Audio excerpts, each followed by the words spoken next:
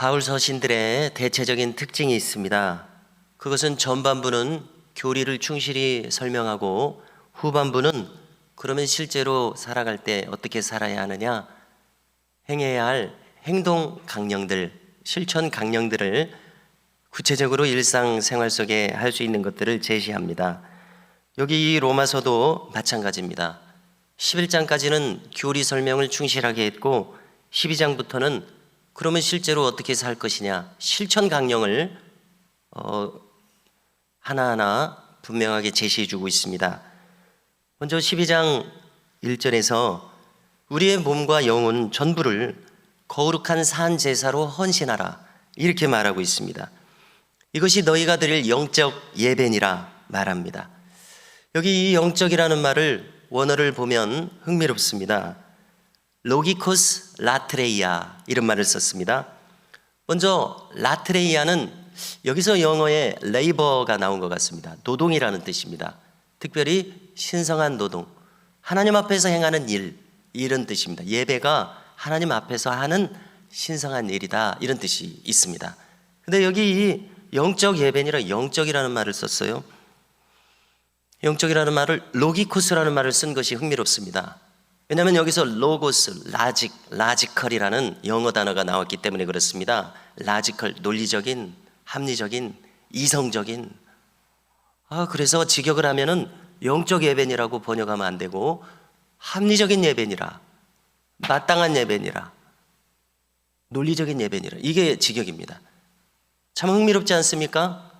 지금까지 교리를 다 설명하고 나서 그럼 우리가 어떻게 살아야 되느냐?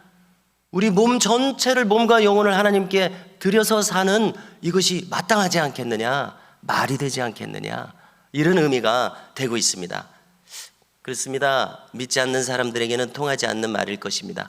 그러나 믿는 우리들이라면 이것은 곰곰이 생각해 볼 말씀입니다.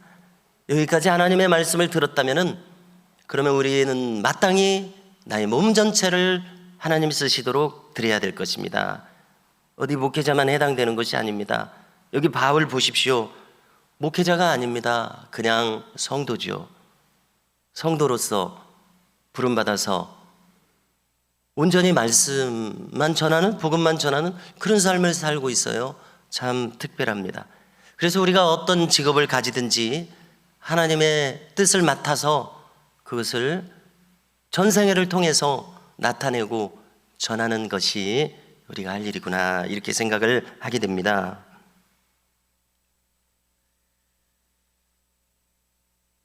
그래서 영적이라는 것이 추상적인 것이 아니고 구체적인 것이 되고 또 합리적인 요구가 되고 있음을 알 수 있습니다.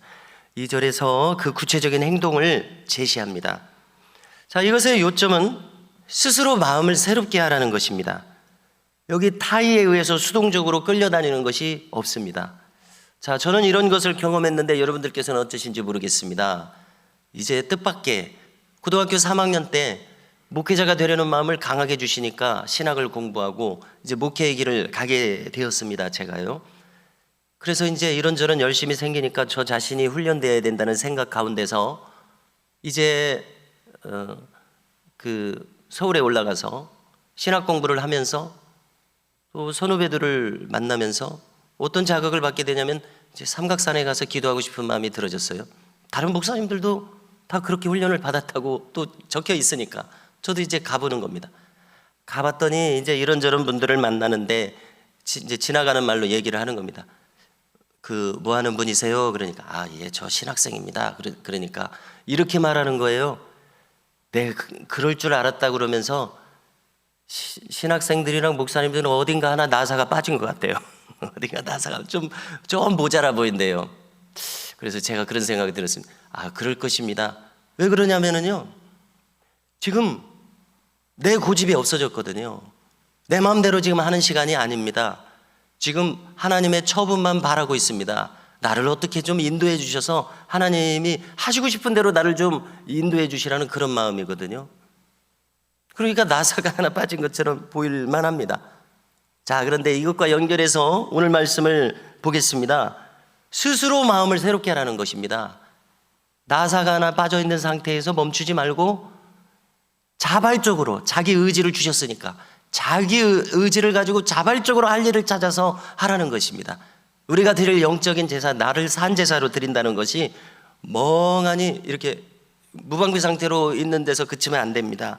여기 더 한 발자국 나가서 자발적으로 내가 마땅히 뭐 해야 되는지 찾아서 해라, 너의 의지로 해라, 이렇게 이해가 됩니다.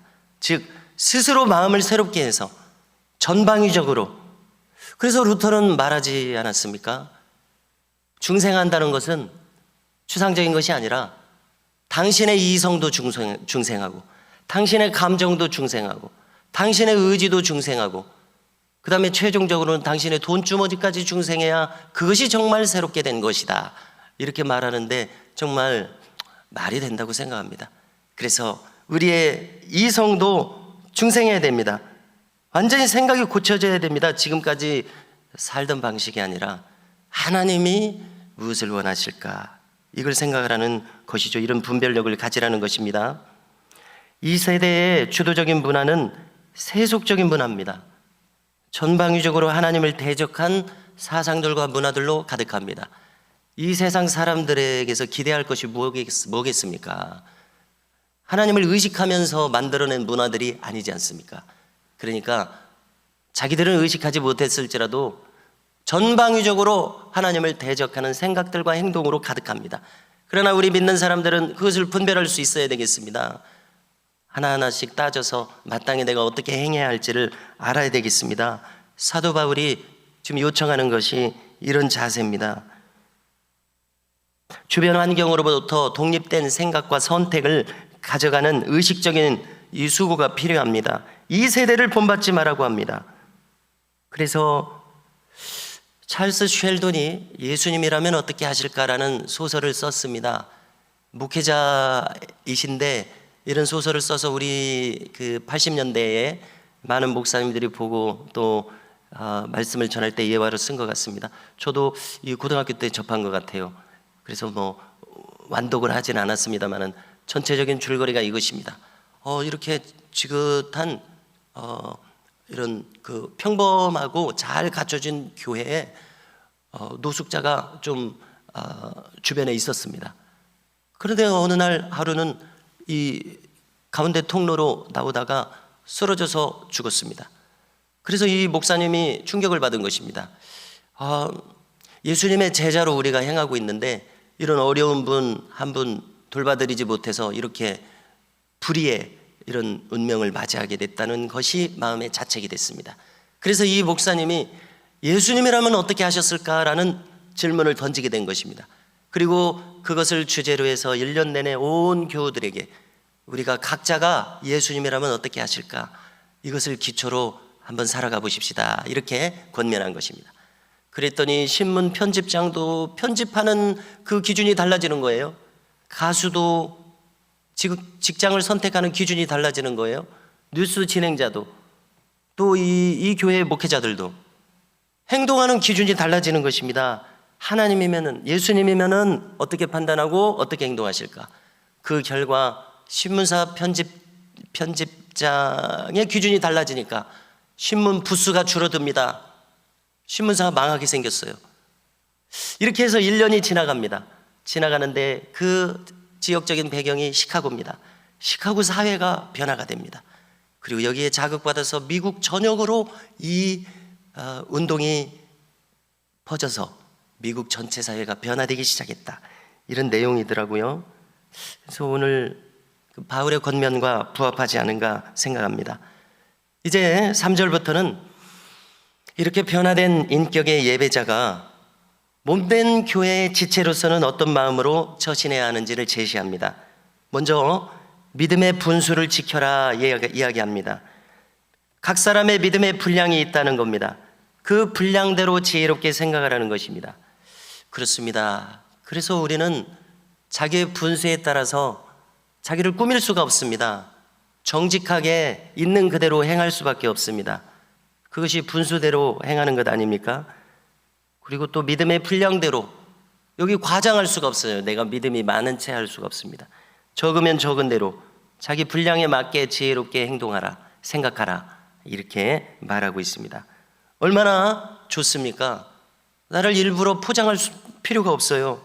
있는 그대로 행하면 됩니다. 그리고 이것은 다른 사람과의 관계를 의식하라는 뜻이 있습니다.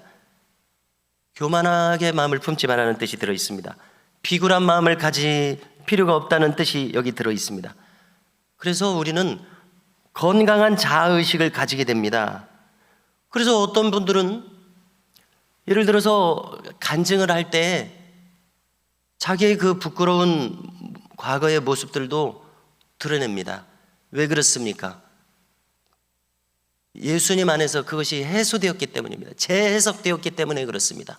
부끄럽지만 더 이상 부끄러운 일이 아닙니다. 그 일을 통해서 하나님 앞에서 자기 마음이 낮아지고 새로워졌습니다. 거듭나는 계기가 되었습니다.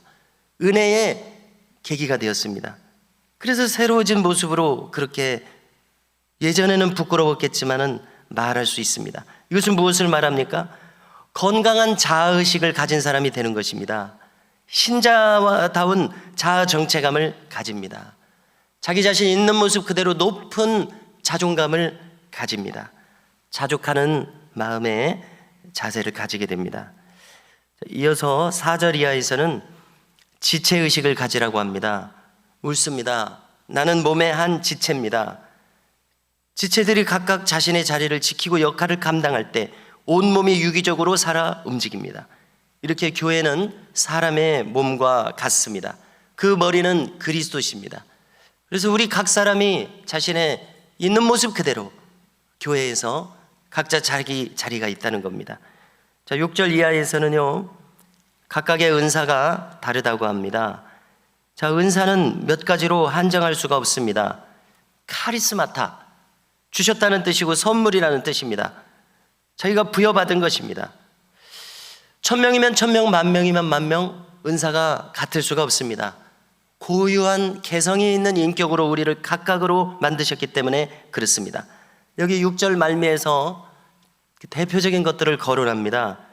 아마 가장 중요한 것이 예언인가 봅니다. 예언이면 믿음의 분수대로 해라. 여기 이 예언 프로페테이아라는 말은, 프로는 원래 앞으로라는 뜻이 있습니다. 그 다음에 대신한다는 뜻이 있습니다. 그 다음에 페테이아는 말한다는 뜻이 있습니다. 그래서 앞으로 있을 일을 말한다, 예언이라는 뜻이 되고, 대신해서 말한다는 뜻이 돼서 대언이라고 번역할 수 있습니다. 그래서 설교 사역이 예언 사역이기도 하면서 동시에 하나님의 말씀을 대신하는 대언 사역이 되고 있습니다. 대언이라는 말을 우리가 계시록 19장 10절에 나오는데요, 거기 뭐라고 하는지 저는 많은 참고가 되고 있습니다. 예수의 증거는 대언의 영이라, 이런 말씀을 합니다. 그래서 저는 이 대언, 예언을 어떻게 이해하고 있냐면 예수의 증거라고 이해를 하고 있습니다. 풀어서 말하면 어떻게 됩니까? 예수님의 마음. 말씀을 전할 때 거기 예수님의 마음이 드러나게 하는 겁니다. 이게 예언이라고 생각하게 됩니다. 그러면은 이 안에는 앞으로 무슨 일들이 있어지게 될 것인가 좀 이렇게 뭉뚱그려서 말하게 되겠지만은, 그냥 단순히 점치듯이 앞에 무슨 일이 있을 것이다 이렇게 말하는 그런 차원의 것이 아니라, 마땅히 우리가 이렇게 살아가야 되고 앞으로 무슨 일이 있을 것이 분명하다는 이런 차원에서 이야기를 하니까, 그러면 이 예언이라는 말이 부담이 없지요. 당연하게 여겨집니다. 그리고 이 예언은 대언입니다. 주님의 말씀을 대신하는 것입니다. 그래서 어떤 영특한 목사님은 이렇게 제안하더라고요. 이 예자를 미리 앞선다는 의미의 예자를 쓰지 말고 맡길 예자가 있답니다. 맡길 예자. 맡기움 받아서 전하는 말씀이니까 그 예자로 바꿔서 생각하십시다. 이렇게 이야기하는 것이 있었는데요, 그럼직하다고 생각을 합니다. 예언이란 하나님의 마음을 드러내는 것입니다. 그렇지 않습니까? 믿음의 분수대로 예언해라. 자기의 경험과 아는 것을 기초로 해서 예언을 하라는 것입니다. 자기가 자기의 경험이 아니면 간접 경험도 포함되겠죠. 자기가 진실되게 경험한 것이 아니면 말하기가 어렵습니다. 그래서 여기 정직하게 분수를 지키면서 예언하는 것을 요구하고 있다고 생각합니다. 섬기는 일, 가르치는 일, 위로하는 일, 구제하는 일, 다스리는 일, 긍휼을 베푸는 일, 각 사람의 형편과 받은 대로 다양한 은사적 행함들이 있습니다. 각각 부여받은 대로 몸된 교회를 섬기는 것이 성도의 본분입니다. 여기 자원하는 마음이 있고 기쁨의 섬김이 있다고 바울은 알려주고 있습니다. 오늘도 우리 모두가 이 마음으로 행하실 수 있기를 주님의 이름으로 축복합니다.